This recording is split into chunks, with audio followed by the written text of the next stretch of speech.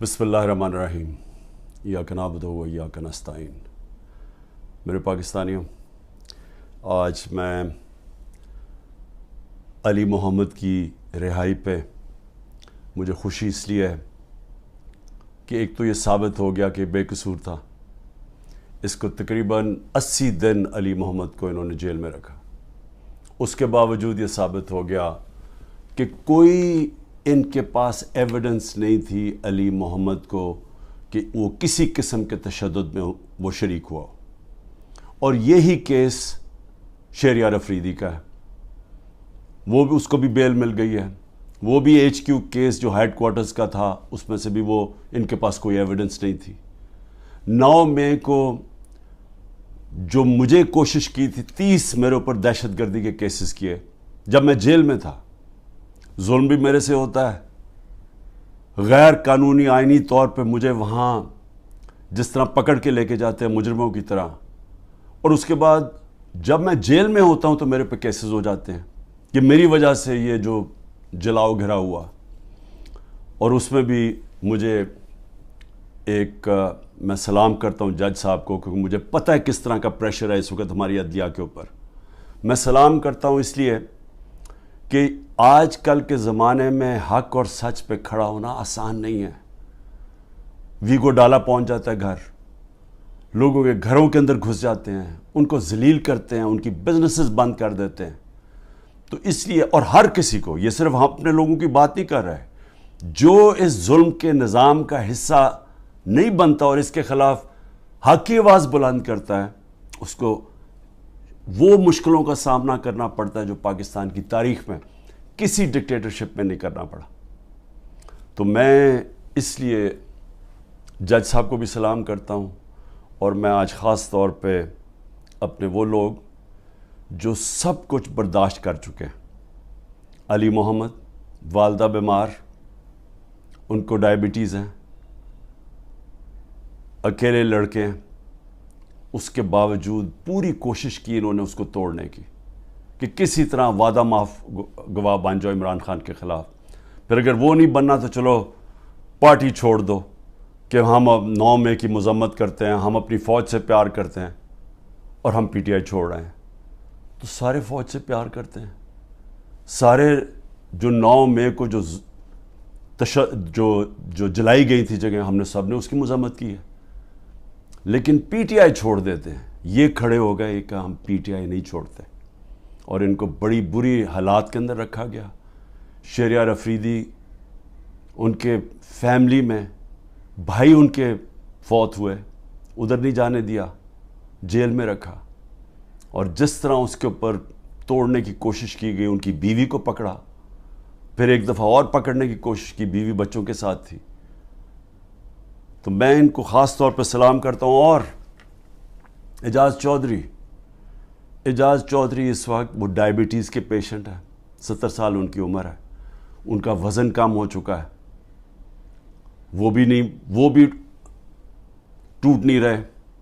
मियाँ Mahmood Rashid, heart condition है, उनको चेस्ट पेन्स हुई, अस्पताल गए, उसके बावजूद वो खड़े हैं। डॉक्टर यास्मीन कैंसर की सर्वाइवर हैं, उम्र उनकी तकरीबन 75 साल है। वो उस वक्त की वो बैठी हुई है, और उनको क्या इमरान खान के ख़िलाफ़ वादा माफ गवाह बन जाओ कि इमरान खान ने कहा था जाके जला दो। जिस तरह 3-4 बच्चों को पकड़ा, उन्होंने उनको कहा जी इमरान खान ने कहा था कि कोर कमांडर घर भी जलाना है और फिर वो कोई कागजात है वो भी जलाने हैं। यानी लोगों को ये बिल्कुल समझते हैं कि भेड़ बकरियां, कोई अकल ही नहीं है अवाम में कि वो इमरान खान कहेगा जी कोर कमांडर के घर में कोई कागजात पड़े हैं जो जलवाना है। और उनसे ये 164 का बयान लिया। तो यही कोशिश कर रहे हैं डॉक्टर यास्मीन से, वो भी खड़ी हुई हैं। लेकिन जो मैं सबसे ज़्यादा उमर चीमा, जिस तरह का उनको पर तशद्दुद किया गया, उनकी बीवी गई कोर्ट हेयरिंग के ऊपर, उनको पकड़ के जेल में डाल दिया, वो भी कैंसर सर्वाइवर है। यानी औरतों के ऊपर कौन करता है। लेकिन औरतों के ऊपर मैं ख़ास बात करना चाहता हूँ। डॉक्टर ज़रका ने एक इनका एक रंगबाज है, जिसको मैं पॉलिटिशियन भी नहीं कहता, جو جب ڈیفنس منسٹر تھا اور فورن منسٹر تھا دبئی سے تنخواہ لے رہا تھا. یہ کبھی سنا ہے کہ دبئی کی کمپنی سے ایک ملک کا فورن منسٹر اور ڈیفنس منسٹر تنخواہ لے؟ اور اس کے بعد وہ بچ بھی جاتا ہے, اس کو کچھ ہوتا بھی نہیں ہے. اور وہ کیونکہ طاقتور حلقوں میں اس کے دوستیاں تھیں, جب وہ الیکشن ہار رہا تھا 2018 میں تو ایک ٹیلی فون کیا, باجوہ صاحب مجھے بچا لو میں ہار رہا ہوں. اور باجوہ صاحب سپر کنگ نے کہا فکر نہ کرو تم جیت جاؤ گے, اور اگلے دن وہ جیت جاتا ہے. تو وہ جس طرح ہمیشہ عورتوں کے خلاف زبان استعمال کرتا ہے, اس نے پھر سے کی. ڈاکٹر زرکا نے, سینیٹر ڈاکٹر زرکا نے جواب دیا, ان کی 2 کلینکس وہ بند کر دی. یعنی اس سطح پہ کون کرتا ہے؟ ہماری ڈاکٹر سیما ایم پی اے کراچی کی, ان کے گھر پہنچ کے ان کی کلینک اس کو بند کر دیا. ہماری سمابیہ ایکس ایم پی, اس کے گھر کے اوپر پولیس پہنچ گئی. یعنی یہ کبھی ہوا ہے کیا؟ یہ کوئی دہشت گرد ہیں, یہ کوئی کسی انتشار میں ہیں, یہ انہوں نے کیا ہے؟ تو ایسے ہے کہ آپ تحریک انصاف کے آپ کوئی ممبر ہی ہوں, سپورٹر ہی ہوں, یہی کافی ہے. آپ کی بزنس بھی بند ہو جائے گی, آپ کو جیلوں میں بھی ڈال دیں گے, جھوٹے پرچے بھی ہو جائیں گے. یعنی صرف اب کوئی ضرورت نہیں ہے آپ کو کہ آپ نے کوئی جرم کرنا ہے. اس ملک میں اب جرم ہو گیا ہے تحریک انصاف کا ممبر ہونا, سپورٹر ہونا. کوئی اگر بزنس والا بھی کوئی سپورٹ کرتا ہے اس کے پیچھے بھی پڑ جاتے ہیں. آپ یہ سوچیں کہ شوکت خانم, اب شوکت خانم ساری قوم جانتی ہے کہ ملک کا سب سے بڑا خیراتی ادارہ ہے. ان کے ہر روز نوٹس آ جاتا ہے کہ جی فلانی ڈاکیومنٹ دکھائیں اور یہ ڈاکیومنٹ دکھائیں, جی وہ بتائیں کہ جناب کس نے ڈونیشنز دی تھی آپ کو. یعنی ایک یہ نہیں دیکھ رہے کہ اس سے نقصان کس کو ہو رہا ہے. کوئی فکر نہیں ہے کہ ملک کو کیا نقصان ہوگا. جو انہوں نے کیسز میرے اوپر اٹھائے ہوئے ہیں ذرا وہ سن لیں. سب سے اب جو قوم کے سامنے, کیونکہ الحق ہے, میرا ایمان ہے, ایمان ہی ہے, تو میں یہ سارے ایک طرف کھڑے ہو گئے ہیں, اسٹیبلشمنٹ ساتھ کھڑی ہو گئی ہے, اکیلا ان کا مقابلہ کر رہا ہوں. صرف توحید پہ, لا الہ الا اللہ پہ, ایمان اللہ پہ ہے. اور جس طرح اللہ ہر ان کی جو بھی کوشش کرتے ہیں خود ہی سچ سامنے آ جاتا ہے. جو انہوں نے میرے اوپر القادر کا کیس کیا, اب القادر کا کیس کیا تھا کہ عمران خان نے جو القادر یونیورسٹی بنائی ہے, جدھر مکمل طور پہ مستحق گھروں سے وہ بچے جو کہ جن کے ماں باپ اعلیٰ تعلیم نہیں افورڈ کر سکتے, وہ سب پڑھ رہے ہیں مفت. اور میں بتا چلا گا ہوں, سیرت نبی کو ہم نے بنایا کہ فیوچر لیڈرز بنے, تربیت ہو ان کو, اور ساتھ ساتھ اس کے ٹیکنالوجی بھی. یہ ہے اس کا جو ویژن ہے یونیورسٹی کا. اس کو سامنے لا کے بہت بڑی سکینڈل ہو گئی. اور اب پتہ چلا ہے کہ انہوں نے اپریل 2020 میں تفتیش کی تھی. وہ میں پہلے کہہ چکا ہوں آپ کو. نیشنل کرائم ایجنسی انگلینڈ کو رابطہ تھا نیب کے ساتھ. یہ جو سیٹلمنٹ ہوئی تھی ملک ریاض کی فیملی کی اور این سی اے کی, یہ سارا کچھ نیب کو پتا تھا. اور نیب نے اپریل 2020 میں یہ انکوائری بند کر دی تھی. ایک دفعہ انکوائری بند ہو جائے وہ نہیں کھول سکتے آپ. اور انہوں نے جو سب سے بات جو چھپا لی, جس کے اوپر اصل بات ہونی چاہیے, کہ این سی اے نے ملک ریاض کا جو پیسہ تھا وہ فریز کیا کیوں؟ وہ منی لانڈرنگ کی وجہ سے نہیں کیا. وہ انہوں نے کہا کہ ایک ٹرانزیکشن ہوئی, اور یہ سنیں ذرا غور سے, کہ حسن نواز نے پراپرٹی بیچی ملک ریاض کے بیٹے کو, اور وہ جو پراپرٹی بیچی وہ 50 بلین پاؤنڈ کی بیچی. انہوں نے کیوں, نیشنل کرائم ایجنسی انگلینڈ نے کیوں اس کے اوپر ایکشن لیا؟ اور ایکشن کیا لیا؟ ان کے اکاؤنٹ فریز کر دیے. کیوں کیے؟ کیونکہ پراپرٹی کی قیمت آدھی تھی. انہوں نے دیکھا کہ اس کی قیمت آدھی تھی, یعنی وہ 25 ملین پاؤنڈ کے ارد گرد اس کی قیمت تھی, 50 ملین پاؤنڈ کیسے دے دیا اس پراپرٹی کو؟ نواز شریف تب پرائم منسٹر تھا.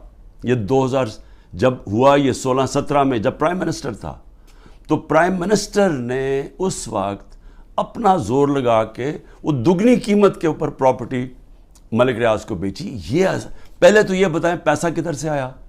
کدھر سے حسن نواز کے پاس اتنا پیسہ آیا؟ جب وہ ملک سے باہر بھاگے ان سے یہ سوال پوچھے گئے نا، کیونکہ بتا ہی نہیں سکتے. پیسہ چوری کا تھا، اور پھر وہ پراپرٹی دگنی قیمت پہ بیچ دیتے ہیں ملک ریاض کو. وہ کس لیے بیچی؟ اور وہ اصل کہانی وہ ہے آل قادر کی. اصل وہ اس کے اوپر بات نہیں کر رہے. کوئی پوچھ نہیں رہا نواز شریف سے کہ بتائیں جی بیٹے نے یہ پراپرٹی اور آپ کو کیوں اتنی مہنگی پراپرٹی خریدی ملک ریاض نے. اور یہ بھی ہو گیا کہ یہ سارا کچھ پتا تھا نیب کو. ان کا جو ڈپٹی وائس چیئرمین ہے اس وقت نیب کا، وہ اس کمیٹی میٹنگ میں بیٹھا ہوا تھا جب یہ کیس کلوز کیا گیا. مجھے 3 گھنٹے انہوں نے بٹھایا سوال کرتے ہوئے، میرے سے پوچھا، جب ان کو سارے پتا تھا جواب، کیونکہ وہ ڈپٹی چیئرمین کو بھی پتا تھا، پروسیکیوٹر جنرل کو بھی پتا تھا. اس وقت جو ڈائریکٹر تھے نیب کے پنڈی میں، منگی صاحب، وہ بھی بیٹھے ہوئے تھے اس میٹنگ پہ. تو ان کے پاس تو منٹس پڑے ہوئے ہیں اس کے. تو پھر یہ کیوں میرے اوپر سارا کچھ کیا، اور یہ جو میرا وارنٹ نکالے اور مجھے اریسٹ کیا. اور دوسری یہ جو توشہ خانہ ہے، یہ توشہ خانہ ایک عام کیس نہیں چل رہا، یہ ایسے ملٹری ٹرائل چل رہی ہے. یعنی کہ ایک فیئر ٹرائل کا مجھے موقع ہی نہیں دیا جا رہا. خیر وہ اس کے اوپر پھر سے میں سب جوڈیس سے زیادہ بات نہیں کرتا، لیکن یہ میں کہوں گا کہ میرے سے وہ سوال پوچھے جا رہے ہیں جو آج پاکستان کی تاریخ، 70 سالہ تاریخ میں کبھی کسی سے، جن کو بھی کتنی گفٹس ملی ہیں توشہ خانہ میں، 70 سال سے ملتی ہیں گفٹس، کوئی نئی تو چیز نہیں ہے. کبھی کسی سے وہ سوال نہیں پوچھا کہ جی آپ کو جو توشہ خانہ کی گفٹ ملی تھی وہ آپ نے آگے بیچی کس کو، یا آپ نے گفٹ کس کو کی. کبھی کسی سے آج تک یہ پوچھا ہے؟ کبھی کسی سے پوچھا ہے کہ توشہ خانہ جب آپ قیمت ادا کر کے وہ لے لیتے ہیں گفٹ، اس کے بعد آپ کی پراپرٹی آپ جو مرضی کریں؟ بھی آپ کون ہے پوچھنے والا کہ میری پراپرٹی سے میں یہ گفٹ کروں یا میں بیچوں؟ جب تک کہ جو بھی میرا چیز ہو وہ میں ڈکلیئر کروں. تو میرا سارا ڈکلیئرڈ ہے میرے ٹیکس ریٹرنز میں. تو وہ سوال پوچھے جا رہے ہیں آج، وہ وجہ اس کی ہے ان کو مل کچھ نہیں رہا. یہ 3.5 سال میں جتنا میں پرائم منسٹر ہوں، ان کو یہ 2 چیزیں ملی ہیں. اس کو کرپشن کہہ رہے ہیں، یہ جو توشہ خانہ ہے، اور دوسرا چیز القادر. یہ 2 کرپشن کے کیسز میرے پہ ملے ہیں. ان 3.5 سال میں جب نواز شریف پرائم منسٹر بنا تھا، 17 اس نے فیکٹریاں بنا چکا تھا 3.5 سالوں میں، اور سرکاری بینکوں سے قرضے لیتا تھا، فیکٹریاں بنا لیتا تھا، اور بعد میں وہ قرضے معاف کروا لیے. اور جو پیسہ دیا وہ 20 سال کے بعد واپس، جو تھوڑا سا اور مارک اپ معاف کروا کے وہ بھی تھوڑا سا پیسہ دیا. ان سے کبھی پوچھا؟ زرداری اس ٹائم کے اندر 2 سال میں اس کو 10% ساری دنیا کہنا شروع کر دی تھی کہ ہر چیز پہ کمیشن کماتا تھا. تو یہ 2 چیزیں ملی ہیں 3.5 سال میں، اور انشاءاللہ یہ میں ثابت کروں گا جب کیس آگے بڑھے گا. لیکن موقع دینا چاہیے مجھے پوری طرح جواب دینے کا. دوسری چیز جس کے اوپر میں بات کرنا چاہتا ہوں وہ ہے کہ یہ جو سائفر کے اندر، اور سائفر کے اندر میں پھر سے واضح کر دوں کہ بڑے کلیئر قانون بنا ہوا ہے. سائفر ہوتی ہے فورن آفس کے اندر، جو سیکرٹ کوڈ وہ فورن آفس میں رہتی ہے. یہ انسٹرکشنز ہیں کیبنٹ ڈویژنز کے. اس کے اندر کوئی اور کسی کے پاس وہ جو کوڈ والا سائفر ہے وہ نہیں جا سکتا. اور جو میرے پاس آیا تھا وہ مجھے پھر سے بلایا، بڑا اچھا ہے، ایف آئی آر کے سامنے پھر پیش ہوں گا. لیکن جو مجھے کہتے ہیں کہ آپ نے وہ جو سائفر کے اندر چیز لکھی ہوئی تھی وہ پبلک کر دی. وہ پبلک تب ہوئی جب میں نے نیشنل سیکیورٹی کونسل کے سامنے رکھا، جو کہ ملک کا سیکیورٹی کا سب سے بڑا ادارہ ہے. اس ادارے کے اندر پہلے رکھا، اس ادارے نے وہ سائفر کو دیکھا جو اس کے اندر لکھا ہوا تھا، وہ نہیں جو کوڈ ہے، جو اس کا مفہوم تھا. اور اس ادارے نے فیصلہ کیا کہ امریکہ کو ڈیمارش کرنی چاہیے کہ انہوں نے ہمارے اندرونی حالات میں مداخلت کی ہے. یہ جب نیشنل سیکیورٹی کونسل نے کہہ دیا پھر سب کو پتہ چل گیا کہ کیوں کہا ہے، کیونکہ وہاں سے ایک ان کے آفیشل نے کہا کہ جناب عمران خان کو جب تک آپ ہٹائیں گے نہیں نو کانفیڈنس میں تو پاکستان کے اوپر بڑی مشکلات ہوگی. تو یہ تھا اس کا، تو یہ سب کو پتہ چل گیا. اس کے بعد تو اس میں کیا سیکرٹ رہ گئی، پھر کون سی سیکرٹ میں نے وائلیٹ کی، تو یہ بھی انشاءاللہ آ جائے گا سامنے. لیکن ایک چیز ہے کہ وہ جو سیکرٹ کو جو تھی وہ یاد رکھیں، اس میں گورنمنٹ بدلی گئی. یہ سازش ہوئی تھی میرے خلاف نہیں، پاکستان کے خلاف.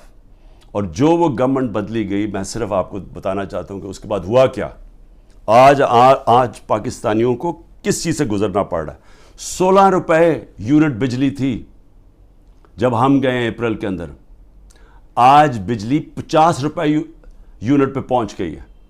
آپ ذرا پوچھیں تنخواہ دار لوگوں سے کہ ان کے اوپر آج کیا گزر رہی ہے. یہ کون ذمہ دار ہے اس کا؟ وہ جنہوں نے سازش کر کے گورنمنٹ گرائی تھی. اور اصل انکوائری یہ ہونی چاہیے جو میں نے سپریم کورٹ کے چیف جسٹس کو کہا تھا، آپ کو انکوائری کرنی چاہیے کہ یہ قوم سے بہت بڑی سازش ہوئی ہے، قوم سے دھوکہ ہوا ہے. اور اس کا ذمہ دار جنرل باجوہ تھا. اور اس لیے کیونکہ وہ تھا، کسی نے جرت نہیں پڑی کسی کی اس کے اوپر انویسٹیگیشن کرنے کی. آٹا 55 روپے 60 روپے سے پہنچا ہے آج کے جی 150 روپے پہ. سوچیں کہ یہ عام آدمی کی خوراک ہے آٹا. اس کے بعد چاول دگنی قیمت ہوگی جو چاول تھے.